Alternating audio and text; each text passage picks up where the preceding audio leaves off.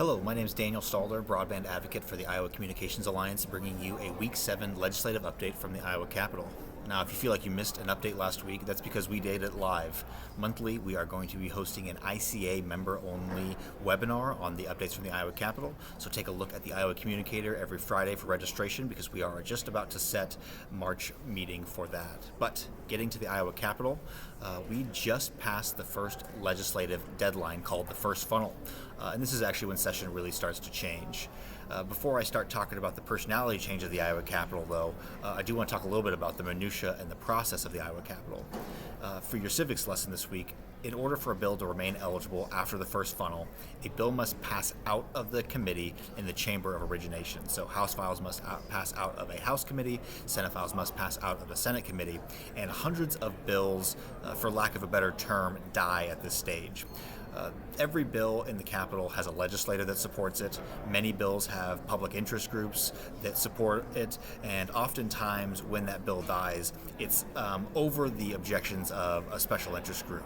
So those of us in the Capitol that work on this stuff, sometimes when that bill ceases to be active, take that very personally. Oftentimes this is a professional hurt, but occasionally these feelings do get personal as well. The reason that I share this shift with you and this minutia is that when you go to talk to your legislators, know that it's possible that they are getting lots of outreach. Sometimes that outreach gets very personal for legislators, and a lot of that pressure sometimes changes the legislator's perspective. So if you talk to them in September, they're very chipper, they're very friendly. It's entirely possible that they are feeling the pressure of legislative session right now, and that they may not be as chipper as friendly. So just be aware that legislators are different people sometimes during session, and that's okay, but just you need to make sure that you change your talking points a little bit. Certainly be appreciative, certainly talk to them about how much you appreciate their public service, and thank them for what they're doing. Talking a little bit about the policy that's moving throughout the process, I want to talk about a couple different bills, and the first one is the 911 surcharge, which was actually consolidated into the PSAP consolidation bill. We're talking about Senate File 2458, and I know there were a number of bills that were active up until recently, but the only one dealing with these issues that's still active is Senate File 2458, and that bill has been referred to Ways and Means. What this bill does is it, generally speaking, consolidates a few relatively similar but sort of unrelated ideas, and the first one is the wireline and wireless surcharge increase, and it consolidates that bill with the public safety answering point consolidation. Now, what makes this bill somewhat dramatic is that the groups that are asking for more funding, the public safety answering points, the sheriff's offices, are actually opposed to the forced consolidation of their public safety answering points. Currently, we have about 111 public safety answering points around the state, and the bill would limit that to about one per county. This sets up an interesting divide in the advocacy of the bill, but the proponents of the bill say that this is something that's been accomplished actually in Scott County, a fairly well-populated county in the state, and so this isn't something that's a new idea, it's just something that's new to a lot of different counties. Iowa Communications Alliance is going to be registered undecided on this bill, but we are watching this very closely because of its implications on the next generation 911 upgrades. Another bill that we've been following very closely and actually impacting along the way deals with the municipal utility closed meetings. This is now Senate File 2443, and again, that's a new bill number as of this week. And this bill was actually pushed in the Senate at the very last minute of the legislative funnel.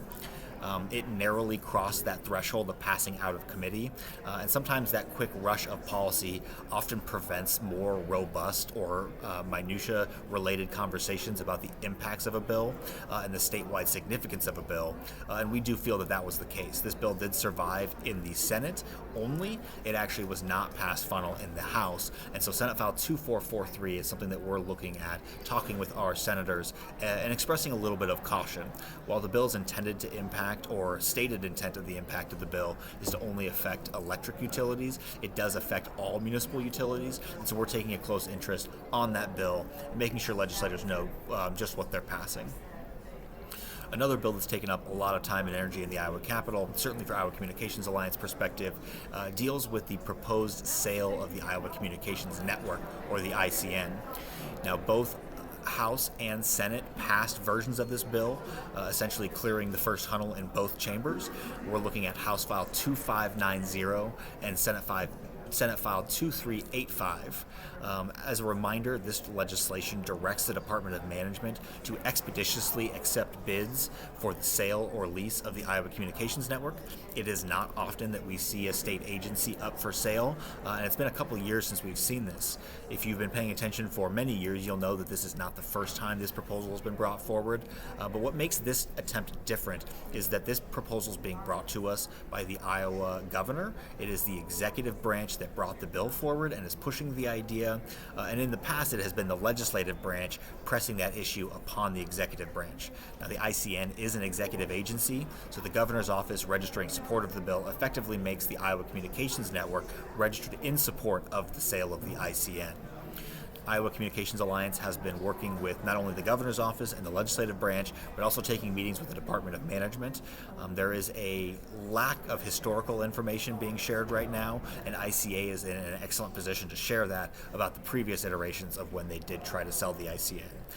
Right now, because it's passed in both chambers, there's not a lot of energy on the bill, and so we're working behind the scenes, fielding questions and providing perspective in a lot of ways. And the Iowa Communications Alliance is accepting input from our members on this. If you have a perspective about what the sale could do for your business, what it could do to your business, we hope that you'll share that. Obviously, something as broad as the Iowa Communications Network affects every ICA member a little bit differently. We hope that you'll share those perspectives with us. So again, this is House File 2590 in the House. Senate File 2385 in the Senate is a very much a live and well bill. This is just your reminder that the survival of a bill through funnel does not mean that it's actually a viable proposal. A lot of bills are kept alive for the sake of conversation, but it's also not a permanent sign of failure either if a bill does not pass through funnel. It's important to note that there are enough loopholes for the funnel process that an idea is never really truly put to bed throughout the legislative process. There's always a pathway for a really motivated or a really important legislator to get an idea reintroduced after funnel. So it's important to know that your vigilance, or Iowa Communications Alliance vigilance, is very important at these late stages. So just know that Iowa Communications Alliance will be following along. We'll be providing you routine updates throughout the legislative process. And as always, please let me know if you have any questions, as we'd love to hear from you. Thank you very much.